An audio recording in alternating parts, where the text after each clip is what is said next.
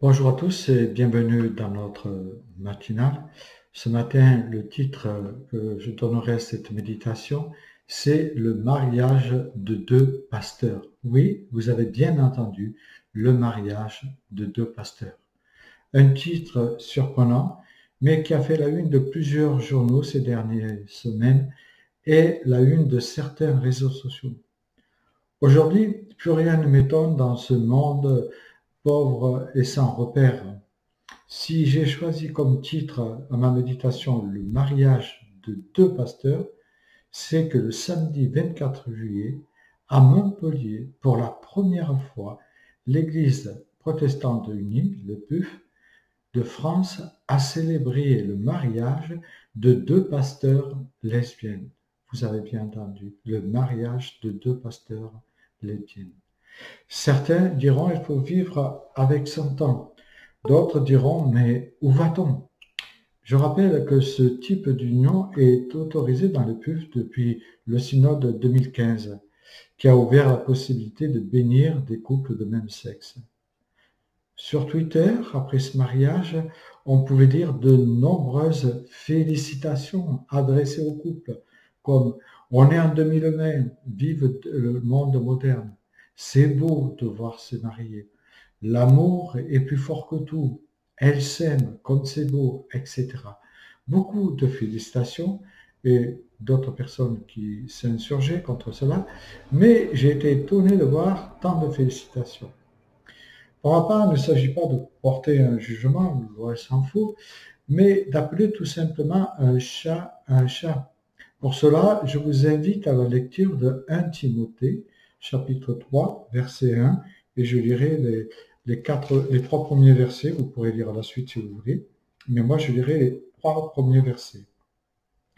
C'est Paul qui parle et dit, on dit que celui qui aspire à être dirigeant dans l'Église désire une belle tâche. Cette parole est certaine.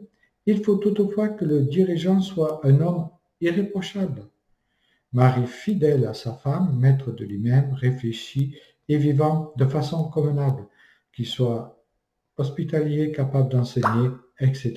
Je vous laisse lire à la suite. Ce verset, pour ma part, est très clair. Le serviteur doit être mari d'une seule femme. Au verset 2, c'est bien spécifié.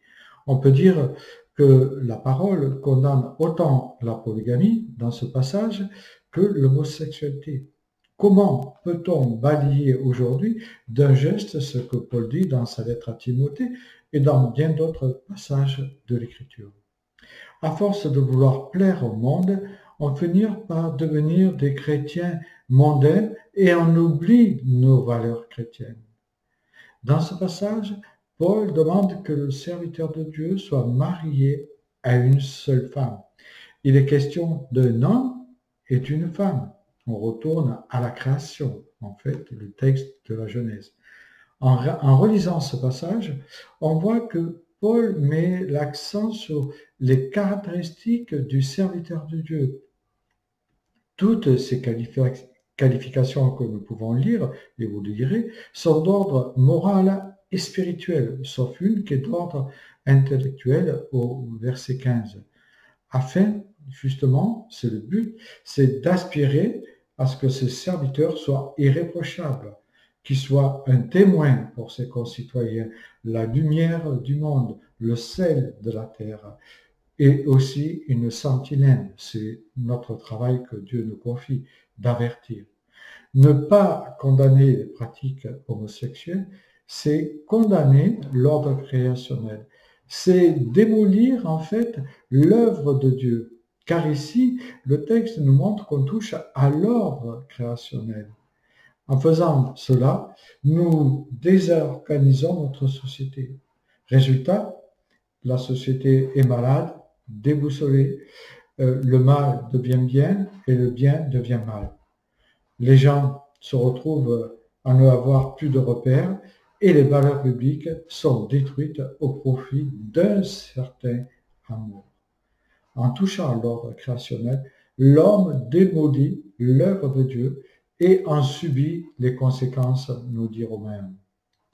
Si c'est vrai que notre société évolue, et nous en sommes témoins, nous autres aujourd'hui, mais on peut dire que la Bible reste la même. Dieu ne change pas, il est le même hier, aujourd'hui, éternellement.